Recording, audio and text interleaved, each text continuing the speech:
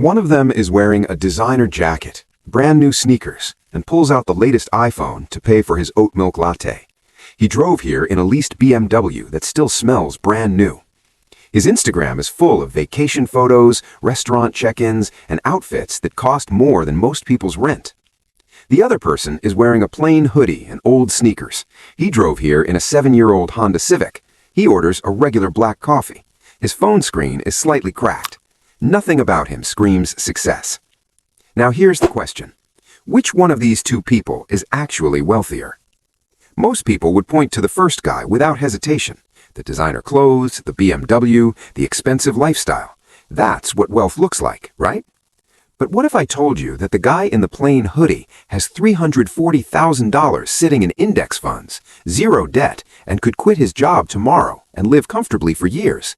And what if I told you that the first guy, the one who looks rich, is $47,000 in debt, has $600 in his savings account, and lies awake at night wondering how he's going to make next month's car payment? This is what's called the wealth illusion, and it is one of the most dangerous psychological traps in modern life. It tricks millions of people into chasing the appearance of wealth while silently destroying their chance of ever actually building it. And the worst part? Most people don't even realize they're trapped in it. Let's start with a simple truth that almost nobody wants to hear. Looking rich and being rich are not only different things, they are almost always opposite things. Think about that for a second. The money you spend on looking wealthy is the exact same money you could have used to actually become wealthy. Every dollar that goes toward impressing other people is a dollar that never gets the chance to grow, compound, or work for you. But here's why this trap is so powerful.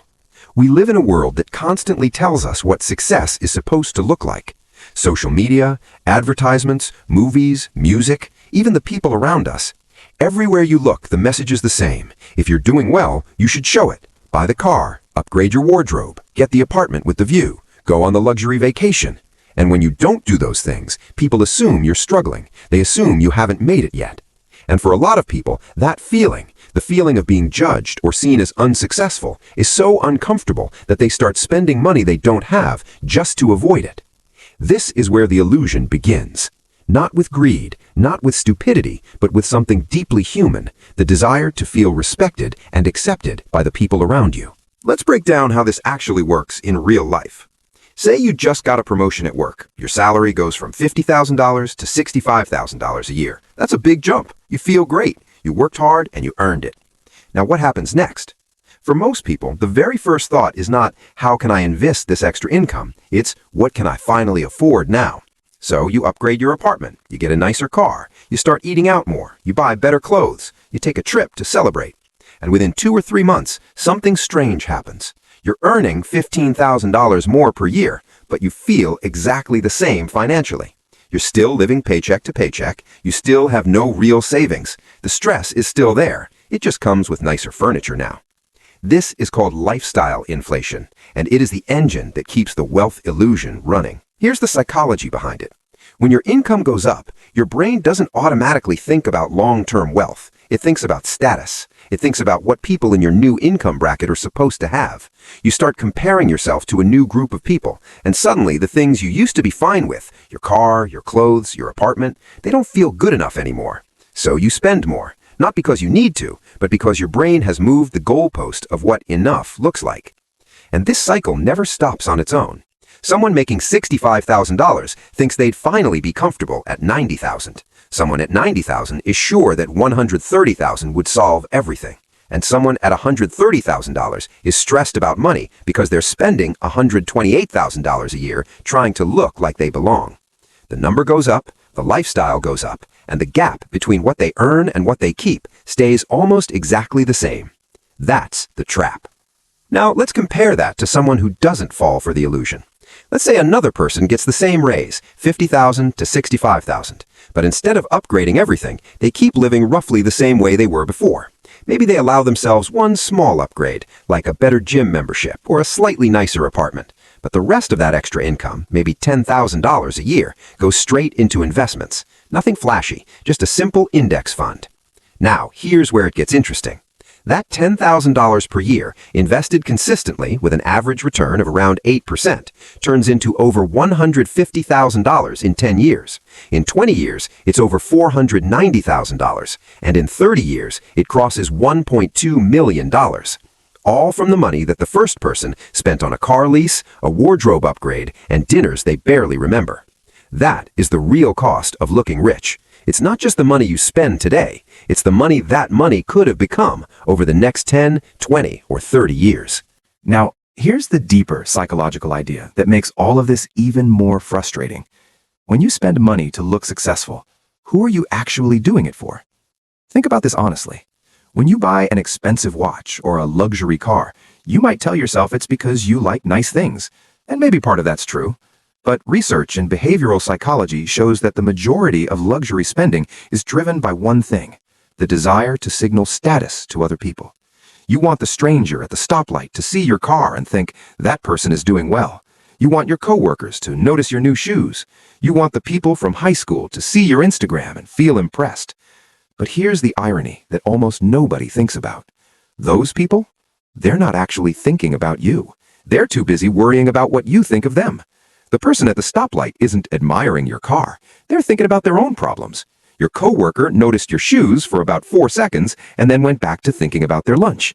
And the people from high school scrolled past your photo in less than 2 seconds before going back to comparing themselves to someone else.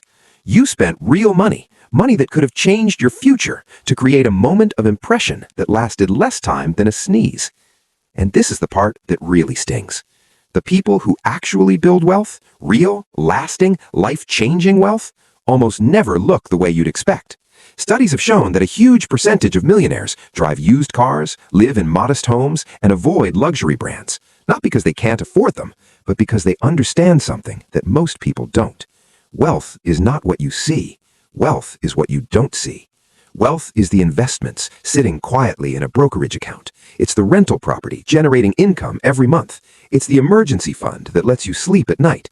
It's the freedom to walk away from a job you hate without panicking.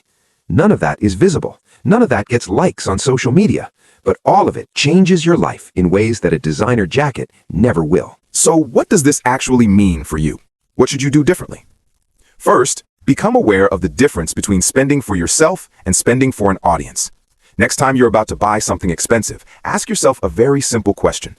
Would I still want this if nobody ever saw it, if nobody ever knew I owned it? If the answer is no, you're not buying it for you. You're buying it for a performance, and performances are expensive. Second, learn to measure wealth the right way. Stop measuring your financial life by what you own and start measuring it by what you keep. Your net worth is not your car plus your wardrobe plus your apartment. Your net worth is what you own minus what you owe. And for a lot of people who look wealthy, that number is shockingly close to zero, sometimes even negative. Third, get comfortable being underestimated. This is the hardest one, because it means letting people assume you have less than you do. It means driving the older car when you could technically afford the newer one. It means wearing the regular clothes when everyone around you is upgrading. It means choosing invisible wealth over visible status. And in a world that constantly rewards appearance, that takes real confidence. Fourth, redirect the money toward things that grow. Every dollar you don't spend on the illusion is a dollar you can put into something that actually builds your future. Index funds, a retirement account, a side business, an emergency fund. These things are boring and invisible, but they are the actual building blocks of financial freedom. Here's the truth that most people spend their entire lives avoiding. You can look rich, or you can be rich, but it is extremely difficult to do both at the same time, especially in the early years when every dollar matters the most. The wealth illusion is not just a spending problem, it's an identity problem. It's the belief that your value as a person is connected to what you display to the world. And as long as you believe that, you will keep trading your future for the approval of strangers who aren't even paying attention. The person who builds real wealth isn't the one with the best car in the parking lot. It's the person who stopped caring about the parking lot altogether. And the most powerful financial decision you may ever make is a simple one: choosing to be rich over choosing to look rich. Think about where you are right now. Are you building wealth or are you performing it?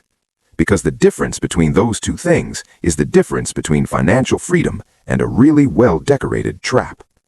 If this video changed the way you think about money, subscribe to this channel. We break down the psychology of money, wealth building, and financial traps every single week in a way that's simple, honest, and designed to actually help you.